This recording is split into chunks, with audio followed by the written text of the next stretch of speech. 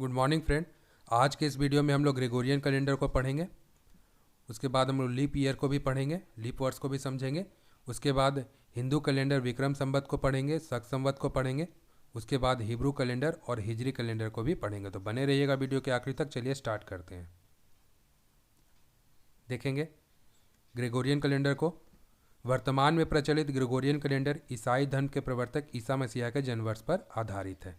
वर्तमान में लगभग पूरे विश्व में ग्रेगोरियन कैलेंडर को फॉलो किया जाता है। इस कैलेंडर को 1582 ईस्वी में पोप ग्रेगोरी ने जूलियन कैलेंडर में सुधार करते हुए दुनिया के सामने इसे पेश किया था। ग्रेगोरियन कैलेंडर को वेस्टर्न क्रिश्चियन कैलेंडर भी कहा जाता है और जो जनवरी है इस कैलेंडर का पहला महीना है। इसके साथ ही ग्रेगोरियन कैलेंडर का जो पहला दिन है उसे 1 जनवरी कहते हैं।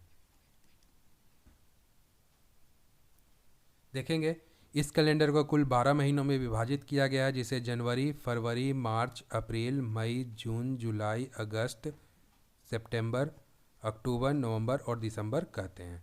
जिसमें जो जनवरी है इस कैलेंडर का पहला महीना है और दिसंबर इस कैलेंडर का आखिरी महीना है और दोनों में दिनों की कुल संख्या 31 है।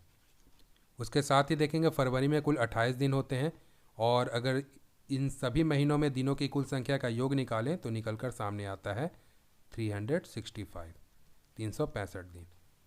फरवरी में जब एक दिन को जोड़ दिया जाता है तो दिनों की कुल संख्या 29 होती है और उस वर्ष को लीप ईयर कहा जाता है।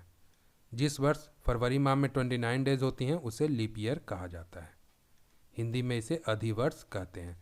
तो जो ईयर है, जो वर्ष हैं, वो दो प्रकार के होते हैं। एक तो होता है हमारा सामान्य वर्ष जिसमें 365 डेज होते हैं और दूसरा होता है लीप ईयर जिसमें कुल 366 डेज होते हैं और लीप ईयर में फरवरी माह में कुल 29 डेज होते हैं। तो आइए इसे डिटेल में देखते हैं। देखेंगे लीप ईयर को। इसे हिंदी में लीप वर्ष या अधिवर्ष कहते हैं और अधिवर्ष प्रत्येक 4 वर्षों के अंतराल पर इसे दोहराया जाता है। लीप ईयर यानी अधिवर्ष, इसकी शुरुआत जूलियस सीजर ने की थी और अधिवर्ष की आवश्यकता होती है क्योंकि हमारे ग्रेगोरियन कैलेंडर का तालमेल हमारे भौगोलिक ऋतुओं के साथ बना रहे। धार्मिक, सामाजिक उत्साह और खेती इत्यादि के लिए हमारा जो ग्रेगोरियन कैलेंडर है इसका परिशुद्ध होना जरूरी है, एक्यूरेट होना जरूरी है। इसके लिए हम लोग लीप ईयर के कंसेप्ट का इस्तेमाल करते हैं। वर्ष दो प्रकार के होते हैं। सामान्य वर्ष जिसमें 365 डेज होते हैं और दूसरा होता है लीप ईयर जिसमें 366 डेज होती हैं। हमारे ग्रह पृथ्वी जो कि सूर्य की परिक्रमा करती है जिसमें कुल 365 दिन लगते हैं, 6 घंटे 48 मिनट और 45.51 सेकंड का समय पृथ्वी को सूर्य की परिक्रमा करने में लगता है। इन 365 दिनों के अलावा जो अतिरिक्त समय लगता है यानी जो 6 घंटे 48 मिनट और 45.51 सेकंड का जो अतिरिक्त समय लगता है जो कि प्रत्येक 4 वर्षों में एक दिन के बराबर होता है।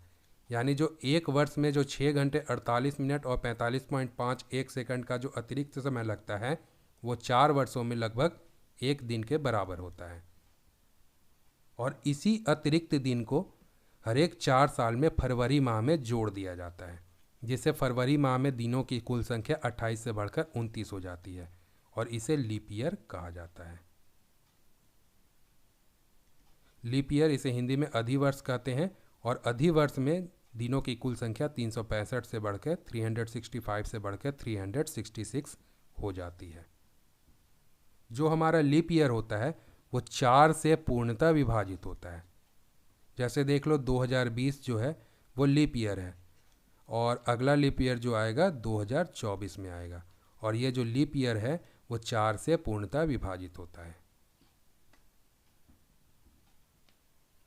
देखेंगे अब विक्रम संवत को। विक्रम संवत का आरंभ जो होता है वो 57 ईसा पूर्व, इसे उज्जैन के राजा विक्रमादित्य के नाम से इसकी शुरुआत की गई थी और जो विक्रम संवत है यह एक हिंदू कैलेंडर है।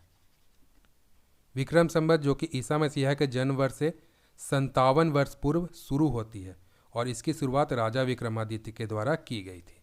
यानी ईसा मसीह हैं उनके जन्म से 57 वर्ष पहले विक्रम संवत की शुरुआत हो चुकी थी।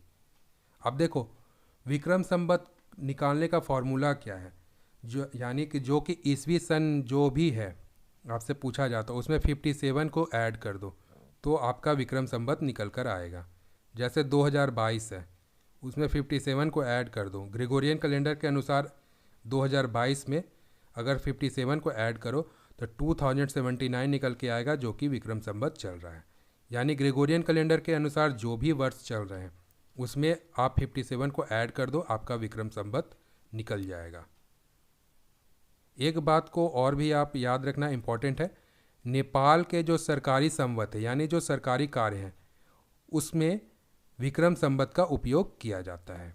और हमारे देश में जब हमारे देश का संविधान बन रहा था तो उसमें भी जो तिथि निकाली गई थी उसको निकालने के लिए विक्रम संवत का प्रयोग किया गया था।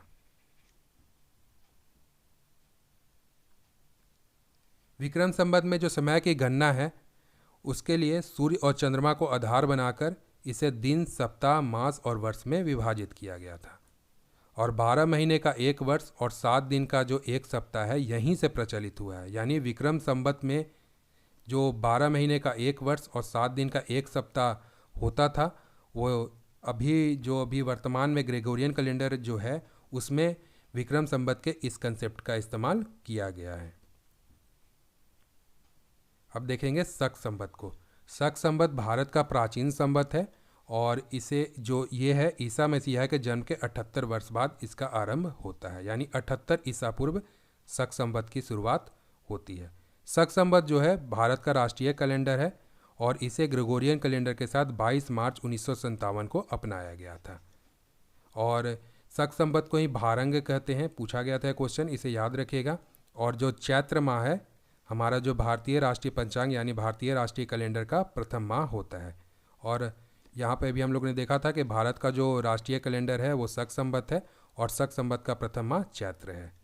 और चैत्र का जो प्रथम दिन होता है वो 22 मार्च से शुरुआत इसकी होती है। यानी जो 22 मार्च 1957 है उसे शक संवत में प्रथम चैत्र 1879 लिखेंगे। 1879 में 78 ऐड करोगे तो 1957 आपको निकल कर सामने आ जाएगा।